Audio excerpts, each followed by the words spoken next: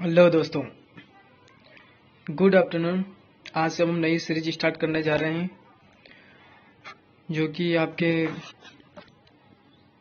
MP GK के लिए बहुत ही महत्वपूर्ण है।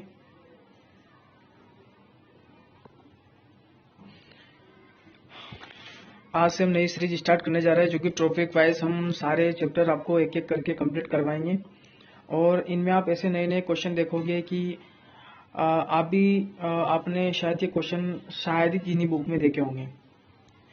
आपको हर एक क्वेश्चन बिल्कुल नया मिलेगा और पिछले कई वर्षों से पूछे हुए क्वेश्चन भी आएंगे और पिछले जो भी एग्जामिनेशन जितनी भी एग्जाम में जो क्वेश्चन पूछा गया है वो सारे क्वेश्चन आपको इस सीरीज में देखने को मिलेंगे और टॉपिक वाइज हम आपको एक से एक करके सारी सीरीजें आपको पढ़ा देंगे। और दोस्तों,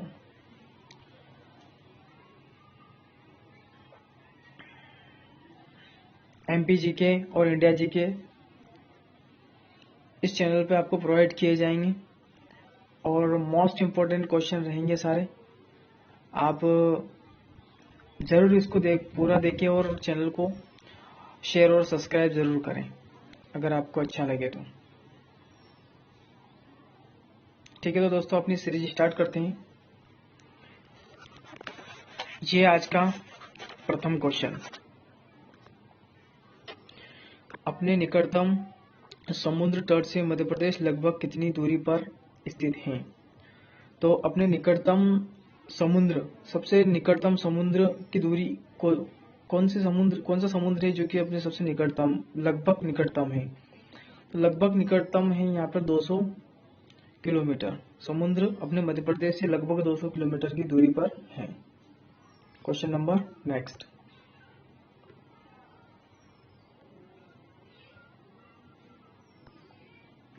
क्रिटेशियम काल में भूमिगत हलचलों द्वारा निम्न में से किसका निर्माण हुआ था? निम्न में से किसका निर्माण हुआ था? तो ये आपका दूसरा क्वेश्चन है। इसमें से आपको जिस भी क्वेश्चन का आंसर आपको याद लगे तो उसका आंसर कमेंट बॉक्स में जरूर दें।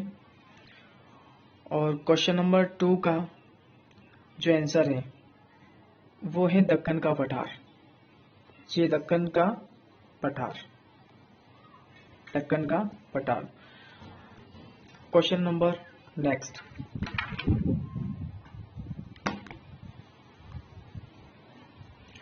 मौर्य युग में मालवा का पूर्वी भाग कहलाता था।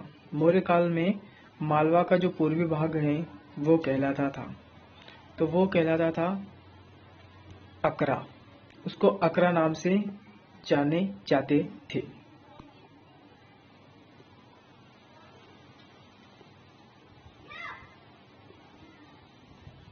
Question number next, Madhya Pradesh राज्य है, मध्य प्रदेश राज्य है। समुद्री सीमा से घिरा हुआ पूर्व भू अवशिष्ट भाग है, अंतरराष्ट्रीय रेखा को छूने वाला है, ये उपरोक्त सभी है। तो अपना जो मध्य प्रदेश है वो पूर्ण भू अवस्थित राज्य है।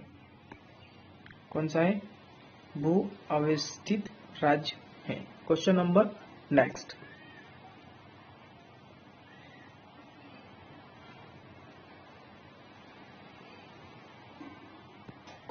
नेक्स्ट, प्रायद्वीपीय नीस है। प्रायद्वीपीय नीस है आर्कियन चट्टानें। इसका आंसर है आर्कियन चट्टानें। देखिए दोस्तों, आप भी देख रहे होंगे कि आपको बहुत ही नए नए क्वेश्चन मिल रहे हैं जो कि आज के कंपटीशन के टाइम में ये इस प्रकार के क्वेश्चन ही पूछे जाएंगे, ना कि नॉर्मल क्वेश्चन पूछे जाएंगे। तो क्यों इन क्वेश्चनों को देखा जाए, इनको देख के ही कार्य किया जाए। अपन इतनी पढ़ाई कर रहे हैं तो इन जो डीप जो अंदर जो क्वेश्चन है उन सारे क्वेश्चनों को पढ़ना अनिवार्य है। ठीक है, एक बार नजर में निकल जाएंगे तो ये याद जरूर हो जाएंगे। ठीक है, नेक्स्ट क्वेश्चन पे चलते हैं।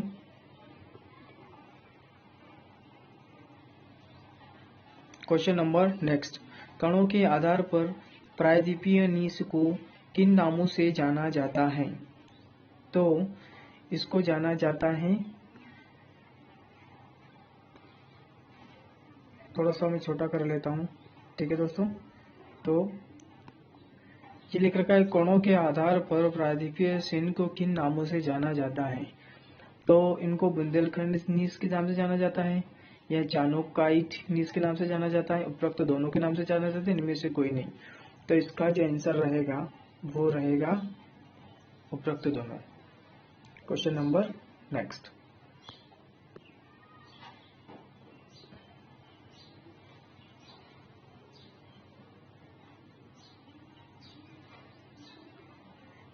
इस क्वेश्चन का आंसर बताएं। असीरगढ़ का किला किन पहाड़ियों पर स्थित है। असीरगढ़ का किला किन पहाड़ियों पर असीरगढ़ का किला किन पहाड़ियों पर स्थित है। इस क्वेश्चन का आंसर बताएं। असीरगढ़ का किला किस पहाड़ी पर स्थित है। तो इसका आएगा अ, दुर्गम पहाड़ी। कौन सा आएगा? दुर्गम पहाड़ी। Question number next. आर्कियन क्रम की चट्टानों को निम्न नामों से जाना जाता है। ये एमपी पुलिस 2016 में पूछा गया था। आर्कियन क्रम की चट्टानों को निम्न नामों से जाना जाता है। तो आर्कियन चट्टानों को निम्न किन नामों से जाना जाता था। तो प्रकट चट्टानें, प्राकृतिक चट्टानें, मूलभूत चट्टानें या उपरोक्त सभी। तो उपरोक्त सभी, इन सभी नामों से आर्कियन चट्टानों को जाना जाता है। इन सभी चट्टानों को आर्कियन चट्टानों के नाम से जाना जाता है। Question number next.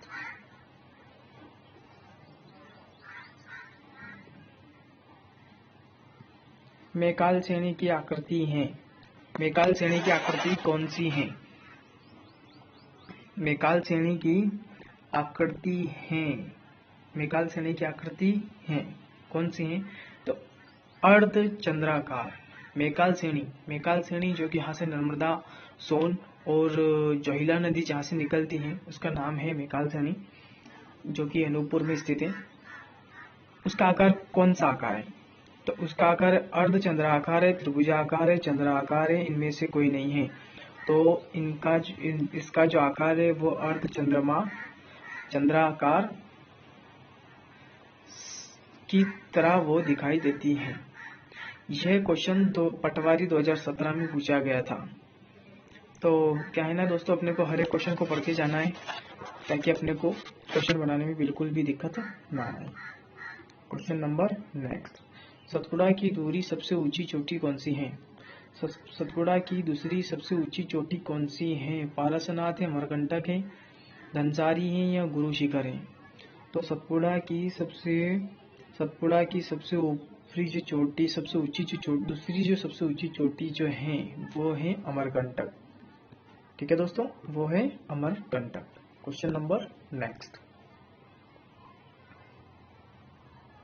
अमरकंटक पठार के उत्तर में कौन सी नदी प्रवाहित होती है। अमरकंटक पठार के उत्तर में कौन सी नदी प्रवाहित होती है।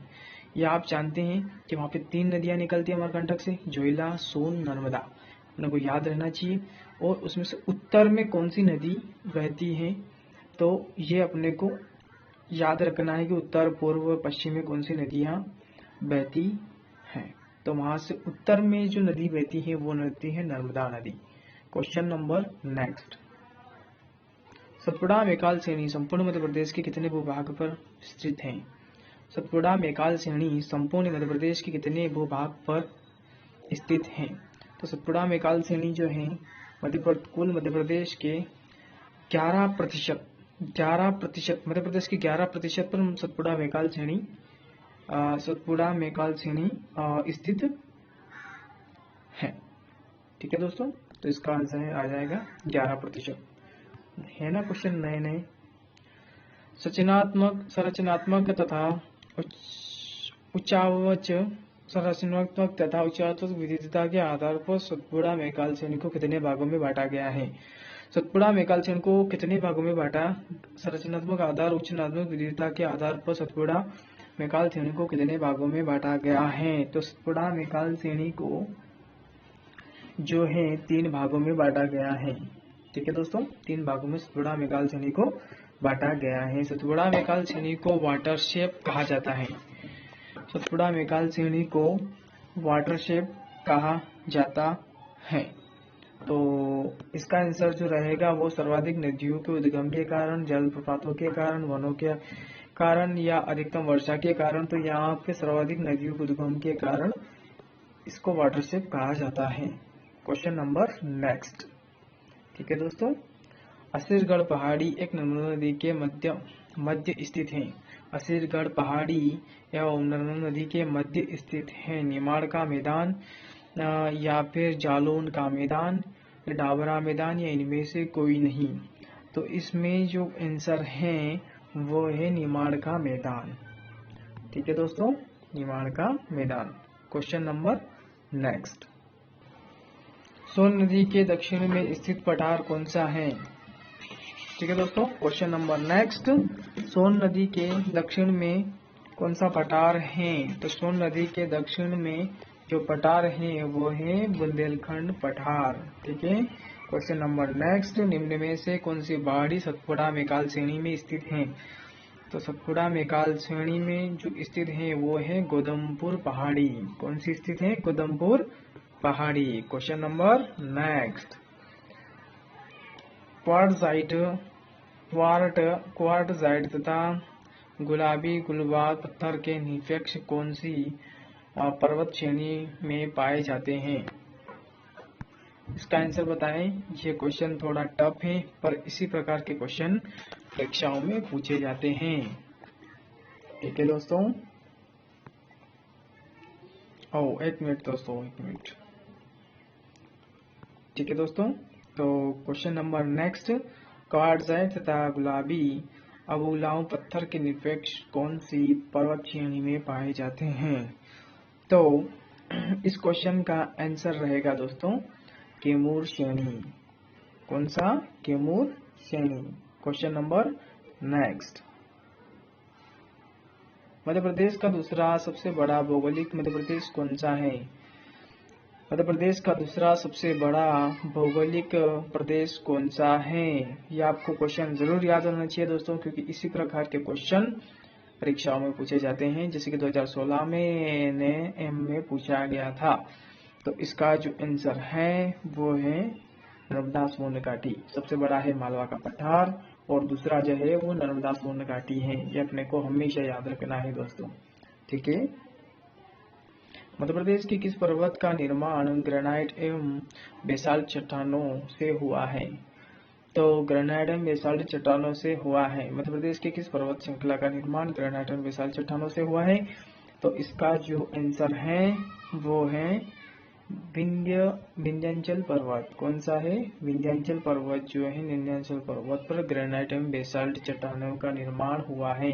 ये अपने को एक क्वेश्चन इस प्रकार से याद रखने हैं ताकि अपने क्वेश्चन जैसे अपने एग्जाम में आए अपने इनको करेक्ट से कर सकें। तो अपने को सारे जैसे कि एक मैप के थ्रू अपने को सारी चीजें रेगुलरली देखनी है ताकि अपने को पता चल सके कि यार ये कहाँ है, ये कहाँ है, अपने को याद रह जाएंगे। ठीक है दोस्तों। कर्क रेखा मध्य प्रदेश के किस पठार को लगभग 2 भागों में विभाजित करती है? तो कर्क रेखा ये तो आप सभी को पता होगा। छोटा नागपुर का पठार, मालवा का पठार, रीवा पन्ना का पठार, बुंदेलखंडी पठार। तो मालवा का जो पठार है, इस मालवा के पठार को कर्क रेखा 2 बार काटती है। ये सभी को आंसर याद होना अति आवश्यक है, क्वेश्चन पूछा जा सकता है। ठीक है दोस्तों, अब नेक्स्ट क्वेश्चन पे चलते हैं। नर्मदा सोन घाटी लगभग कितने वर्ग किलोमीटर क्षेत्र में स्थित है? तो नर्मदा सोन घाटी जो है वो लगभग कितने